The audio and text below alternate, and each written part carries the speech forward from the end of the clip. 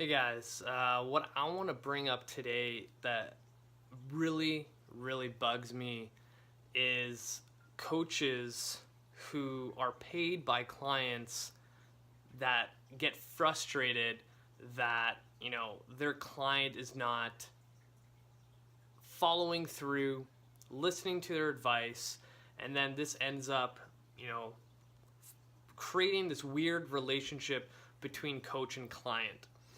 So I posted a podcast episode about this, but I felt like I needed to create another video to really get my point across because it freaking bugs the shit out of me every time I see it, every time I hear it, every time I read about it online. So here's the example I give to my clients and anybody who, speaks with me and asks, what it is that I do, and when they kind of dive into the more cringeworthy details, I would call them. This is what I kind of bring up. So an example is when a coach wakes up in the morning, they're really excited to go to the gym, right? And when a client wakes up, they're like, oh shit, I have the gym today.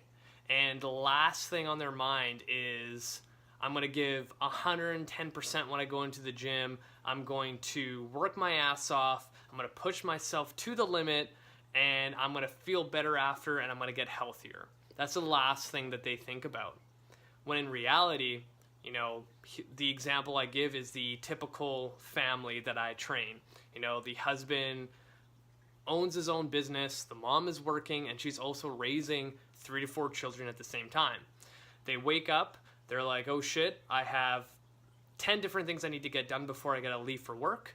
I need to pack my healthy food. I need to prep all the lunches and snacks for my kids for school. I have to call this person. I need to email these people back. I need to get my coffee ready. I need to head out the door at this time. Gotta drive to work, do my 9 to 5 or 9 to 9 p.m. with some of the guys that I train that own their own businesses, and then drive home and deal with other crap. And then somewhere in the middle there, they need to figure out how they can manage an hour at the gym. And then when they finally end up at the gym, they're already so stressed out. They're already thinking about 10 different other things that they need to finish, or deal with an issue at work, or deal with whatever happened at school with their kid, and the coach that's standing in front of them that feels like they're not putting enough effort in is on their back as well, calling them,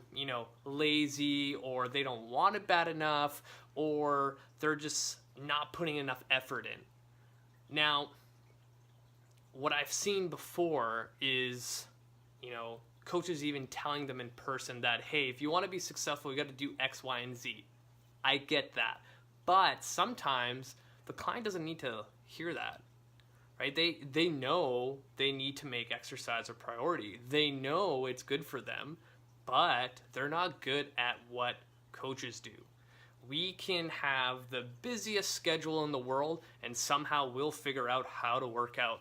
That's why we are in this industry, because we are fit and it's easy. It comes to us, right? It's just like if I was really shitty with my money, I would hire a financial planner to help me out.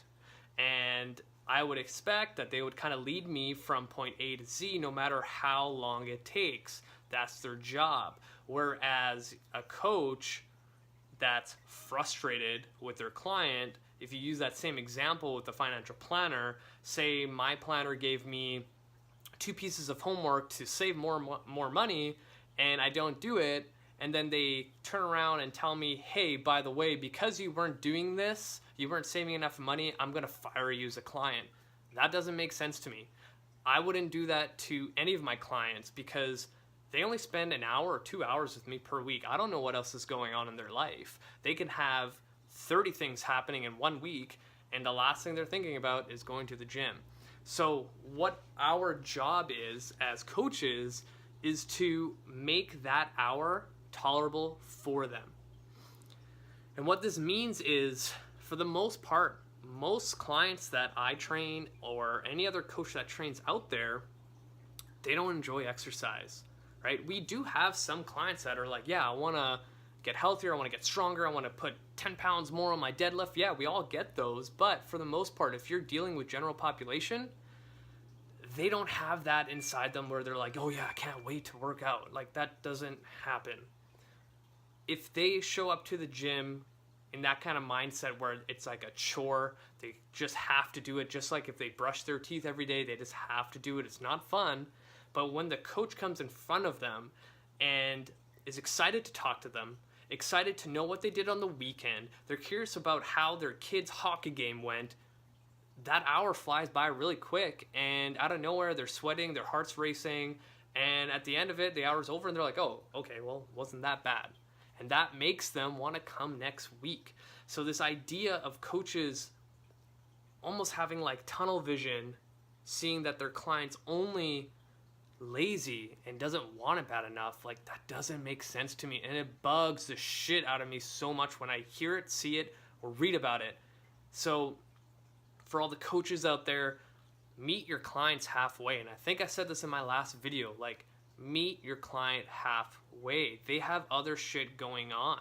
Like, think about something that you're not good at other than fitness. If you hire someone to basically help you with that, like, wouldn't you feel like shit if your person that you hired to, I don't know, be better at hockey or basketball, saying that you don't want it bad enough and you're lazy? Like, that's gonna bring you down. That's not gonna make you want to come back to the gym or whatever you're doing the following week, right? So meet the client halfway. And clients or people interested in training in general, make sure you find a coach that is so passionate to make you better that you don't even have to think about what you're doing. You don't even have to do anything. You just show up and it happens for you, and they tailor a program and lifestyle towards how you live to slowly break bad old habits,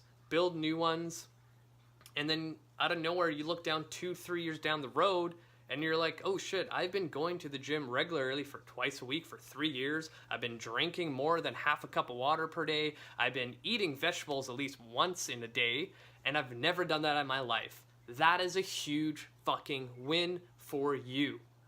You don't need to have this overhaul of lifestyle where everything revolves around exercise, nutrition, and all that bullshit, okay? You just need to make small changes, and you need a coach that will help you no matter where you are in your journey. You know, not every coach is going to get a superior athlete that they train where they're like, I need you to do A, B, C, and D by next week. And then the athlete goes, okay, I'll do it. Whereas a regular person, it'll take a little bit longer. So that's my rant for today. Hopefully that kind of sheds some light on what's kind of going through my mind and what it takes to be successful as a coach and a client trying to lose weight, get stronger, or whatever the goal is. So sorry if this went on too long, but I needed to get it off my chest, and it's another way for me to show off the Christmas tree that I have in the back that my wife put together, and it looks amazing. So until next time, you guys, keep grinding it out and you guys will be successful.